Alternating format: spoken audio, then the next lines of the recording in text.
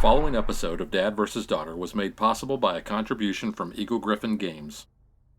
Hello and welcome to another episode of Dad vs. Daughter. I'm Tim the Dad, and today I'm going to be showing you Tanis from Eagle Griffin Games. Now, this is a two-player only game where we are going to be excavating little tiles out. We're going to be trying to collect sets.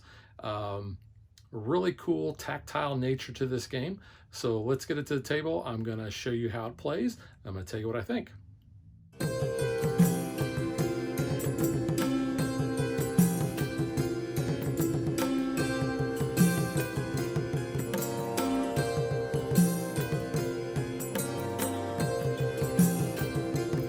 At the start of the game, each player is going to get one of these little excavation sticks, and they are also going to get these cards. They're going to get a player aid, and then they're also going to get 6 action cards that they can use on their turn. They'll have 3 explorers, 2 excavators, and an expert card. And I'm going to go over those in just a little bit. This is what's known as our dig box, and I've already gone ahead and set it up. But what you would do is you would take all of the tiles, you would turn them face over, you would shuffle them up, and then you're actually going to place them face down in the lid of the box, and you're going to place them in such a way that no one tile completely covers the tile underneath it, meaning that you don't have them stacked in the same orientation. So you can see we've got these going several different ways. And then what you're going to do is once you have those on there, you're going to take the bottom of the box, you're going to place it inside of the lid, and then you'll flip it over like this, and then you'll take the lid off, and the box is ready for the game. Now what you're going to be doing is actually collecting sets. These represent different papyrus scrolls, and you'll see that they have different symbols. We have an ankh, we have a bird, we have a snake, and we have a scarab. And on your turn, you're going to be able to do one of 2 things. You can either take one completely visible tile from the dig box, or you can play one of your action cards. Because as you're collecting these sets, you also want to collect them numerically so that the sets are arranged with the numbers. So let's say that I took this one scarab. That 4, I would also be wanting to try to get the 2 and the 3 to make that a bigger set, because that's how you're going to be scoring points. On your player aid, it's going to show you here that the size of the group corresponds to the higher number of points. So if I just take 1, I'm not going to get any points. But if I have 2 that are together, so say I have a 1 and a 2, then I'm going to score 2 points. And as you can see, as we have more in our sets, we're going to be scoring more points. Now there is an inner sleeve here that helps when we are trying to set up the box, and you might be able to slowly and carefully remove that so that you have a little bit more room. But you want to make sure that you do not disrupt where the tiles are at, or show any of the tiles underneath by accident. So like I said, on your turn, you're going to be able to take any one visible tile. So let's just say that I want to start off, and I'm going to take this 2 ankh. So what I'm going to do is I'm going to place that in front of me, and then everybody can see which tile that I have. Now it's the next player's turn, and they may decide that they want to hate draft and take that 3 ankh because they don't want me to have that for the set. So that player would then place it over on their area. Now, I mentioned that the other thing that you can do besides taking one of the completely visible tiles is to play one of your action cards. So let's talk about what each one of these does. So you have 3 Explorer cards, and whenever you play a card, that card then, after you resolve it, is out of the game. So you can see that this says that I'm going to slide 1 tile, and then I'm going to take 1 tile. So sliding the tile basically means what you're going to do is you are going to slide either vertically or horizontally, and you're not going to be pushing any other tiles. You're not going to be going over any gaps, but you can choose to move the tile as far as you want. So we see we have a 5 and a 7 there, but we also have a bird tile underneath.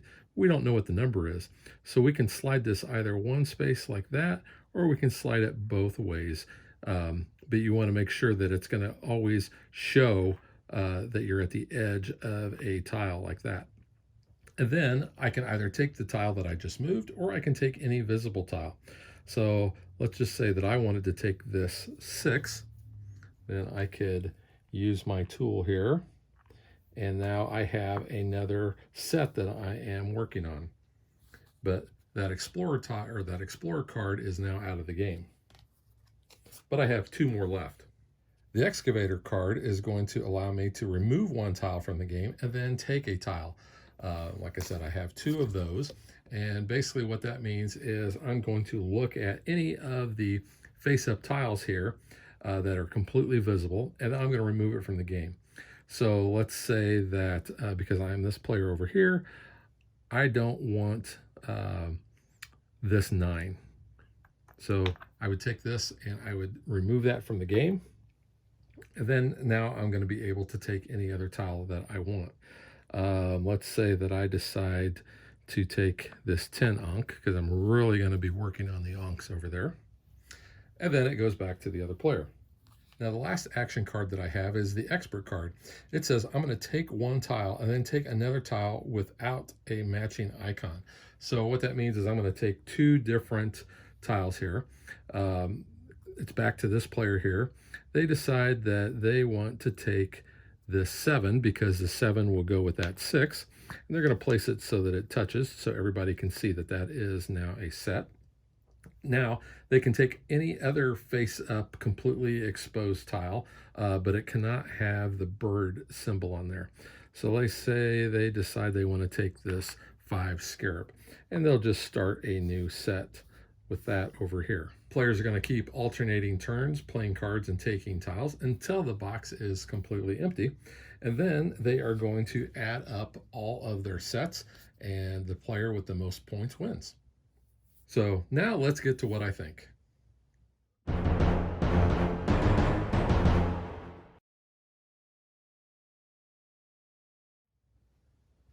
Tanis is a really cool game. One of the things that I like most about it is that tactile nature of being able to grab those out of the box and use that little tool in order to maybe help pry some of the lower ones out of the box so that I don't disrupt anything else.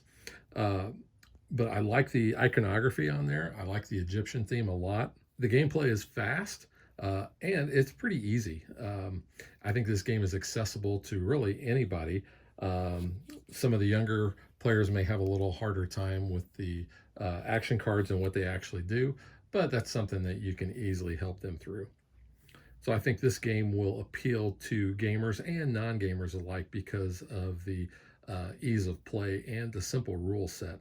Now there are a couple variants that you can play with. They have a set of these God tiles. Now what you're going to do is you're going to take out the 9s and 10s for all of the sets, and you're going to mix these in.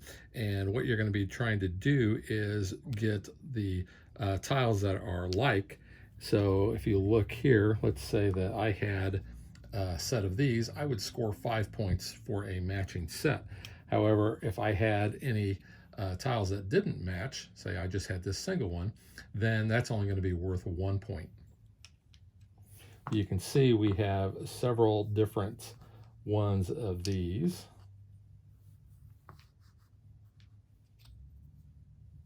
But there are 2 of each. The other variant that you can play with is we have these senior cards, and you're going to notice that these have A's at the bottom, whereas our other cards have B's. A's just indicate that these are cards that are going to be used for the advanced game. So you can see we have Senior Explorers, which say move 1 tile to a higher level, then take 1 tile. We have a Senior Excavator, which says remove 1 tile from the game, then swap 1 tile in your collection with 1 in the dig site. We have Senior Expert, which says remove 1 tile in your collection from the game, then take 1 tile, then take another tile. So these are ways that kind of add some variability to the game if you get tired of just playing with the basic rules. Speaking of basic rules, the original 6 cards that you are going to be using have a B at the bottom to indicate that those are the basic cards. The components in the game are really nice. These tiles are nice and thick. They're very light. but they're very easy to read. The numbers and the symbols are extremely clear.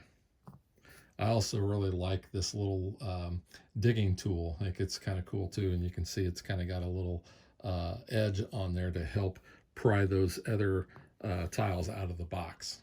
Setup of the game is really pretty easy. Like I said, you're just going to mix those up. You're going to place them in the lid of the box and put the bottom on there and remove it. So setup is really kind of a breeze. And the game plays super fast. So if you're looking for kind of a light, fast game that's a little different from probably any other games that you have in your collection, I think you are really going to enjoy Tanis as much as I do. So I'm going to give the game a thumb up. So that is Tanis from Eagle Griffin Games, and we will catch you guys next time. Thanks for watching our video. We hope you enjoyed it, and if you did, click that like and subscribe button. You can also follow us on social media like Facebook and Twitter at DadBeDaughter. And if you like what we do and you want to support us, you can visit our Patreon page. So thanks for watching. Thanks.